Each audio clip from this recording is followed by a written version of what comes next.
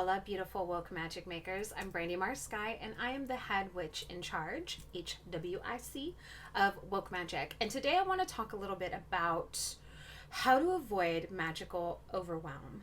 So we're just coming off of a lunar eclipse, and anytime there's any kind of shift or anytime there's a new or a full moon, we are greeted with an onslaught of different opinions and praxis and ways in which people do or do not work with said planetary transit or tarot card or enter whatever your tool of magic is that you are currently working on.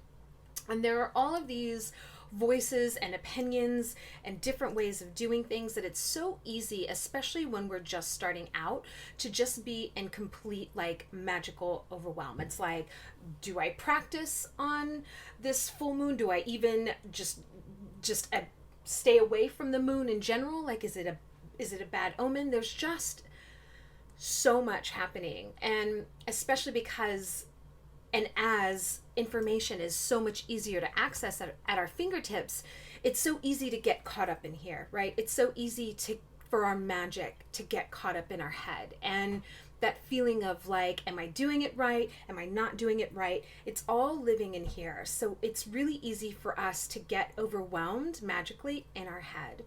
And what I want to recommend, and what we here at Woke Magic do, is we really take magic out of our head and really put it into the body. We put it into the outer world.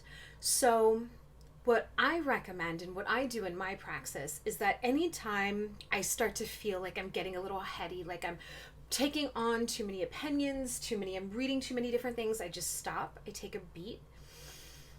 I take a breath.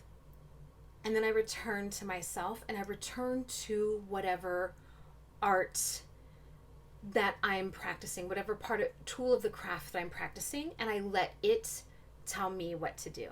So if I am with my tarot deck and I'm reading and I'm learning so much, and I'm like, is this the right way? And I'm out of my body, I'm out of my intuition, and I'm in my head. I take a beat, I take a breath, and I come back to just shuffling the cards. I come back to just pulling a card and saying, what say you? That's like one of my favorite questions to ask. What say you to whatever piece of the craft that I'm trying to learn? Whether it's astrology, whether it's the tarot, whether it's runes, whether it's numerology, coming back to the thing itself and saying, what say you? And I thought about this last night as we were going through the lunar eclipse in Scorpio, and I was listening and hearing like a bunch of divergent different opinions, and I was like, oh my god, if I wasn't rooted in my magical praxis already, if I was just like searching out something, there's so much wato, there's so much information that it cancels out and it negates and it shuts down what we already know magically on the inside. So what I did is I intuitively felt that for this moon, I needed to watch it unfurl. And so I grabbed a chair and I sat outside for an hour and a half, and I literally just watched the moon. That was my praxis. That was my moment of magic. That was a embodied ritual of me getting out of my head, getting out of everybody else's noise, and returning to my roots. Because you know what my roots told me? I'm on my ancestors' land, so I'm a steward of this land. And my ancestors told me we used to dance under this moon, and we used to call upon the gods and goddesses to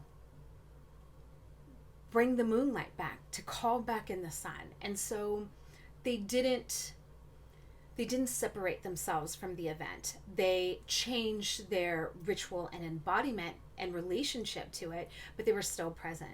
And so for me, I was able to hear that because I silenced out everybody else's, you should do this, you shouldn't do that, I'm not going to do this, you shouldn't do that.